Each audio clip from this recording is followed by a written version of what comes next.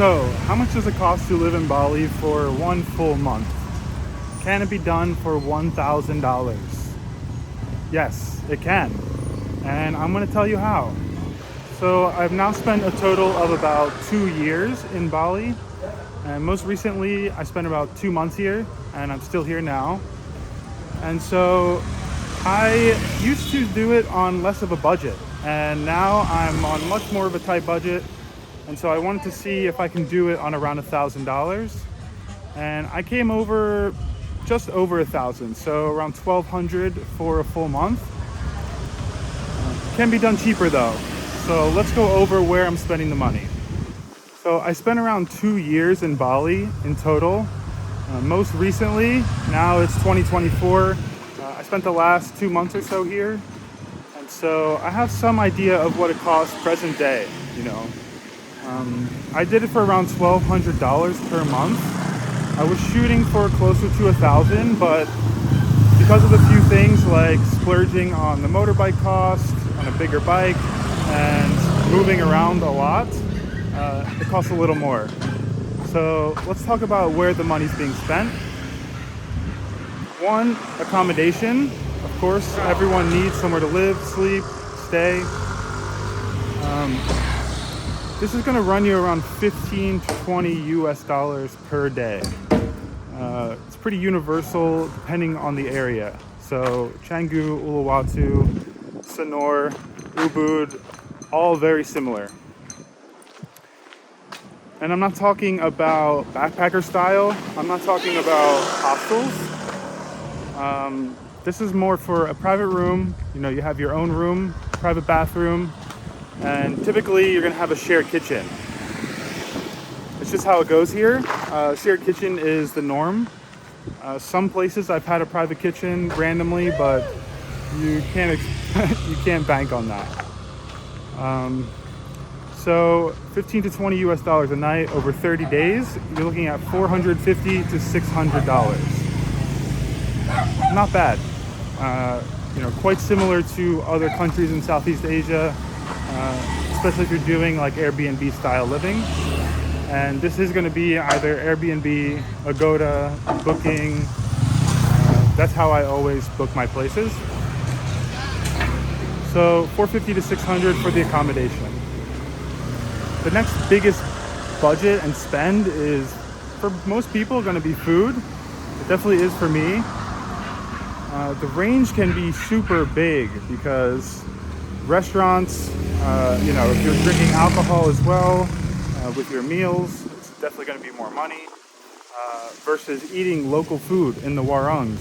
You know, it's going to cost you very little by comparison. So for me personally, I cook all my food, mostly trying to be healthy, and I have a lot of food allergies, so I can't eat local Indonesian food. You know, I can maybe cook it myself, really modify it, but yeah, for me, I go to the supermarket. So in Canggu, I will go to Festive Supermarket. It's the best value, especially for meats, produce, veggies, and there's Pepito as well, but I highly recommend going to Festive if you're anywhere near it. It's going to be a cheaper option, and it's very similar to Pepito, fresher food. There are definitely more specialty type food stores as well, which are going to cost more. So for me, I spend around, similarly, 15 to 20 US dollars per day for food. So same as the accommodation. So it's another 450 to 600 per month. I'm going to average both of these out to around 525. So let's say we're at 1050 for food and accommodation. Now, if you're eating local food, if you're eating in the warangs, you can probably get by on $5 US dollars a day, $6 US dollars a day pretty easily. Or if you're not eating so much meat, I'm eating a lot of beef. Beef is expensive here, pork is expensive here. If you do all chicken, you can definitely reduce the price. You know, if you're doing more rice, if rice is making up a lot of your food, or pasta, noodles, you know, that can definitely lower the price. I don't eat any carbs, and so it gets tough to really bring the food costs down. So again, the range is going to be super high depending on how you like to eat and if you want to go eat at restaurants. I'm not allocating any budget for going out to eat because I just haven't been doing it. So the range can be anywhere from, I would say, $200 to $300 a month, all the way up to $1,000 to $1,500 or more dollars per month if you're eating at a lot of restaurants.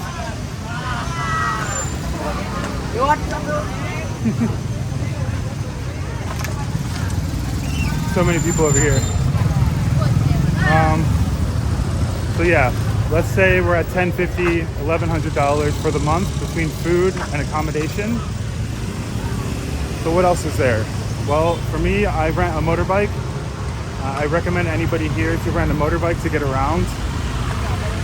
Maybe you can see from the video, it can be tricky to walk due to lack of sidewalks, traffic, and I'm even in an area right now, Batu Belong of Canggu, that is one of the better areas that you can walk. You know, one of the only areas really with some sidewalks and paths.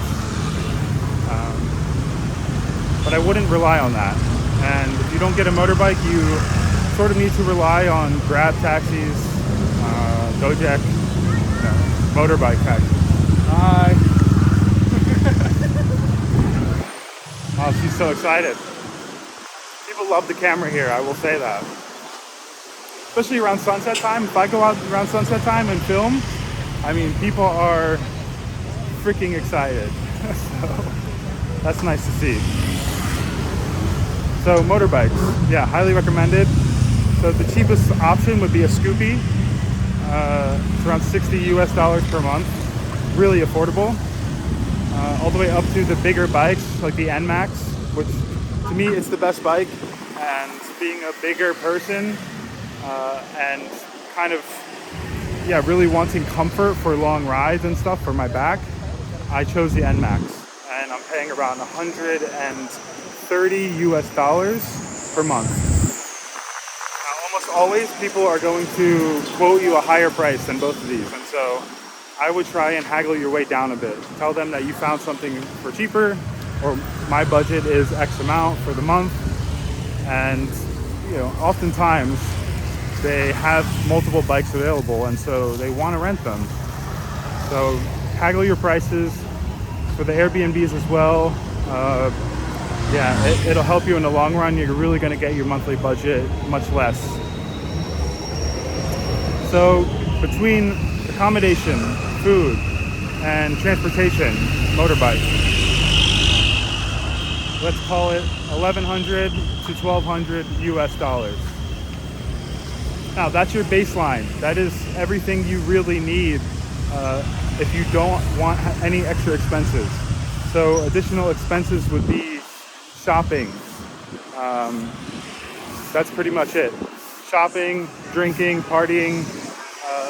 I have not been partying on this trip, so for me, I'm just at a very baseline expense level. Now, maybe I can throw in an additional $50 for things like certain toiletries, paper towels, just little small items, soaps, shampoos, if they don't have it at the accommodation. So maybe another $50. So if we add that in, I'm at around $1,250 for the month. I would say you want to be comfortable. $1,500, you're really comfortable. I mean, a lot of people aren't going to live like me where you're not doing a whole lot except, spending time on the computer, editing vlogs, cooking your food. If you want to have a little bit of freedom to do as you like, $1,500 is comfortable. Can you do it on $1,000? For sure, actually. If you're being budget conscious, you're being very frugal, $1,000 is super doable.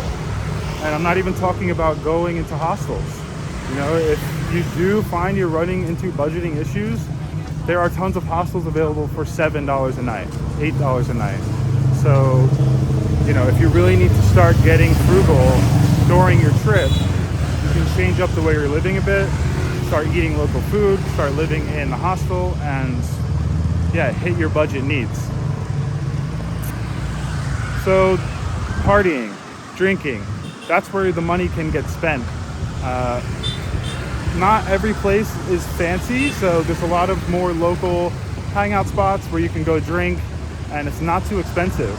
But just as well, there's spots in Seminyak, more fancy, you know, clubs, fancy bars, you know, beach clubs.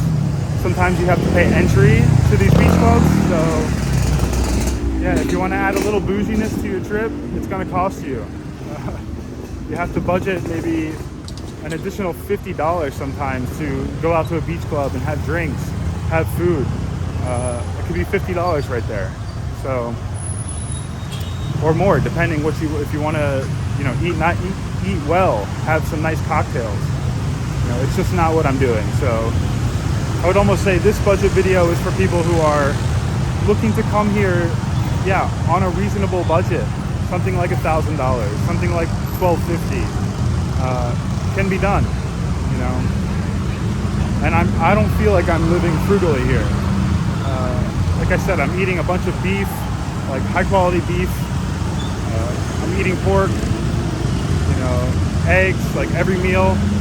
Buying coconut oil, and yeah, I'm eating quite healthy, quite well, and I have the bike that I want. My accommodations are nice, clean. Of course, I have AC, I have a kitchen, I have everything I need. If I would compare this to other countries in Southeast Asia, let's say Thailand, for example, it's rather similar. You know, if you're living like a tourist style, like I am, booking day-to-day accommodations, yeah, it's going to be very similar. So, as much as Bali has gotten more expensive, I would say it more so got expensive in the fancier, more luxurious kind of things. The more budget style stuff, accommodations, food, all that, is relatively similar to how it used to be. So I'm even staying in good locations, you know, choosing nice spots. If you go a little bit off the beaten path, you can certainly get the prices down even lower. I want to say if you were really scraping by and you had 600, 700 US, you could stay in hostels, you could eat local food, and easily spend a whole month here. You could probably even rent a cheap bike like a Scoopy as well and make it work. A lot of people do that here. It's quite a backpacking hub. So yeah, I'd say it's a good place for any type of traveler. And again, I moved from Canggu to Uluwatu, and then I went to Mengwi, just a little bit outside of Canggu. Then I went to Sanur for 1 week. You know, these are all pretty far away from each other. And spent similar in each area. So I got to see a bunch of different spots. Some spots I've never been before, and explore, you know, without breaking the bank. So that's really great. All of these spots have good internet in my experience. I mean, it's something I look for, but you know, so if you're working from home, you're working online, you know, maybe you're doing YouTube or you have Zoom calls or something like that. I haven't had issues. There was one place I had, which it was rather slow, and thankfully there's so many places nearby that I could just go, hop in, use the internet, and you know, just order something, and it was no problem. That's about it. You know, I haven't shopped. Shopping is a whole other thing. It's just going to be whatever you want to spend. You know, there is tons of shops for clothes, sunglasses, watches, you know, tourist items as well, like beach tourist kind of shops. Everything, you know. Most of you aren't going to be coming here for like, you know, home goods and linens and stuff like this, but those are here too. So if you're here for the long term, I feel like you kind of have access to everything you need in Canggu. And if you can't get it in Canggu, you can order through WhatsApp or Tokopedia and quite easily get it delivered from Denpasar, Jakarta, anywhere. So good access to everything. Quality of life is high, I would say that. Quality of life is higher than I expected for my current budget. And so if you're staying in the Canggu area, I recommend Barawa on the other side. It's a little bit less hectic oftentimes than Batu Belang and Echo Beach. Otherwise, go the other way, a little further, Pereranan. It's a great spot as well. So Pereranan or Barawa, great locations within Canggu area. And the prices usually are better in Barawa than Pereranan. Pereranan can be harder to find a good price accommodation, I find. But if you do, it's a great spot to stay. And Batu Belang, there's a lot of accommodations. Echo Beach, a lot of accommodations. It just can be a little hectic and busy, a bit more construction happening. So if possible, yeah, go for the others. But that's about it, you know. Great place to visit. Great place to spend some time, spend a whole month. I recommend it. You know, when I first got here, I wasn't sure because immediately I recognized how much it had changed from when I used to live here. And I think it threw me off a lot. And it was also Christmas and New Year's time, which was crazy. So I do recommend, don't come during the holidays here. It's just extra crazy, extra expensive, and it's already busy enough as it is. So you can come in the high season, you know, come when the weather is good and you're not going to get rained out. We've been very lucky. December, now into January, mid-January, the weather has been great. You know, I'd say it's rained about 5% of days, if that. So it's very unpredictable. You never know. But to lower the risk, yeah, you could come in high season. Prices are a little higher. There's more people. You know, more people is not always bad, especially if you're looking to socialize and meet people. High season can be nice. You know, low season, maybe families, couples, people who want to come and spend most of their time to themselves. Low season can be the better option, you know, it's cheaper. That's all. Make sure to subscribe to the channel if you enjoyed this. You know, drop a thumbs up. I will see you tomorrow in the next video.